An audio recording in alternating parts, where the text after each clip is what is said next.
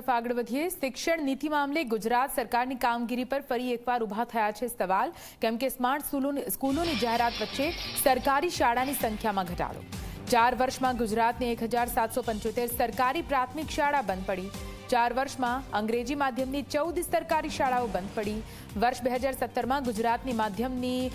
33,281 શાળાઓ સામે વર્ષ 2021માં માત્ર 31,623 શાળાઓ જ રહી છે અંગ્રેજી માધ્યમની 120 શાળાઓ સામે 106 શાળાઓ કાર્યરત છે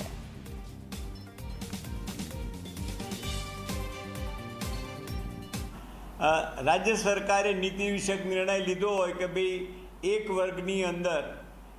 10 કે 15 બાળકથી ઓછા હોય તો એ વર્ગ બંધ કરવો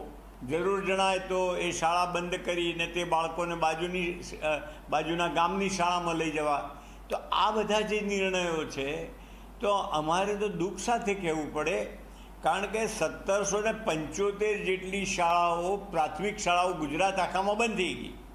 હવે જે બંધ થઈ ગઈ એટલે આજે એ જે બાળકો હતા એમાં સરકાર એમ માને છે કે બાજુના ગામમાં ભણવા જતા રહ્યા પણ સરકાર એમ કેમ નથી વિચારતી કે ભણવાનું છોડી દીધું હશે હવે પરિસ્થિતિ એ છે